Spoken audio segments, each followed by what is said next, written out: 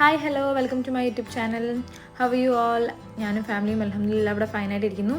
അപ്പം ഞാൻ ഇന്ന് ഒരു അടിപൊളി ഫിഷ് ഫ്രൈ റെസിപ്പി ആയിട്ടാണ് വന്നിരിക്കുന്നത്. നേരത്തെ ഞാൻ ഗ്രീൻ മസാലയുടെ ഒരു റെസിപ്പി കാണിച്ചു, ഇനി റെഡ് മസാലയുടെ റെസിപ്പി കാണിക്കാമെന്ന് വിചാരിച്ചു.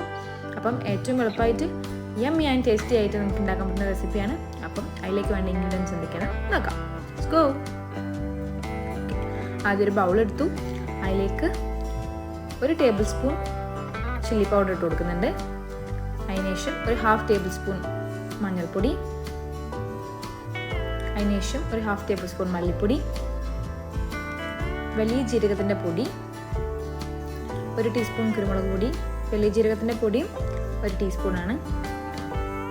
ആവശ്യത്തിന് ഉപ്പും, പിന്നെ ഗീയും കൂടി ഇട്ട് ഒരു 1/2 ലെമണും കൂടി ഒന്ന് സ്ക്വീസ് ചെയ്ത് കൊടുത്തിട്ട് ഒന്ന് മിക്സ് ചെയ്ത് കൊടുക്കാം. ഇതാണ് നമ്മുടെ മസാല.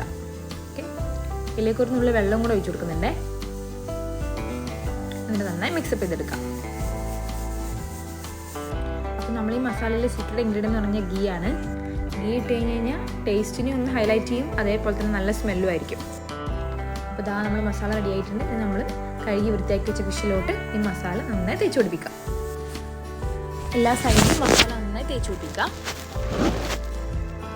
എന്നിട്ട് ഇതൊരു 1 മണിക്കൂർ റെസ്റ്റ് ചെയ്യാൻ വെക്കാം. എത്രത്തോളം വെക്കുന്നോ അത്രത്തോളം മസാല അതിലേക്ക് ഇറങ്ങി ചെല്ലും. അപ്പോൾ നമ്മൾ 1 മണിക്കൂർ റെസ്റ്റ് ചെയ്യാൻ വെച്ചിട്ട് ഫിഷാണിത്. മസാല നന്നായി പിടിച്ചിട്ടുണ്ട്. അതിനുശേഷം നമ്മൾ പാൻ എടുക്കുക. പാൻ ചൂടായതിനു ശേഷം അതിലേക്ക് ഒരു 1/2 ടേബിൾ സ്പൂൺ നെയ്യ് ഒഴിച്ചു കൊടുക്കുന്നുണ്ട്.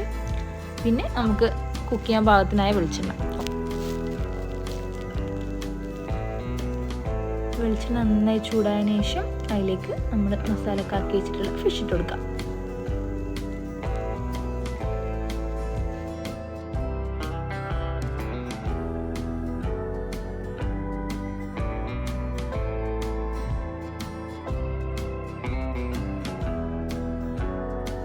ഫിഷ് പൊരിക്കുമ്പോൾ അതിലേക്ക് കുറച്ച് കറി ലിപ്സും ഇട്ട് കൊടുക്കണേ. ഇനി നമ്മൾ ലോ ഫ്ലെയിമിൽ വെച്ചിട്ട് അപ്പുറത്തിപ്പുറത്ത് മറിച്ചിട്ട് നന്നായി കുക്ക് ചെയ്തെടുക്കാം.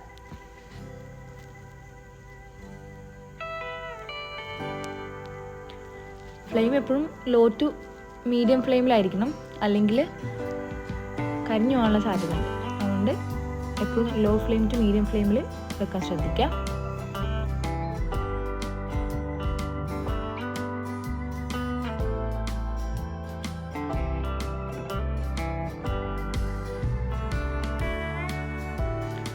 അപ്പോൾ നമ്മൾ ആ ഫിഷ് നല്ല അടിപൊളിയായി കുക്കായി വന്നിട്ടുണ്ട്. എല്ലാ സൈഡും കുക്കായിട്ടുണ്ട്. അപ്പോൾ ഈ മസാലയിൽ നിന്ന് ഫിഷ് ഒന്ന് പൊരിച്ച് ട്രൈ ചെയ്തിട്ട് എൻ്റെ ഫീഡ്ബാക്ക് അറിയിക്കണേ.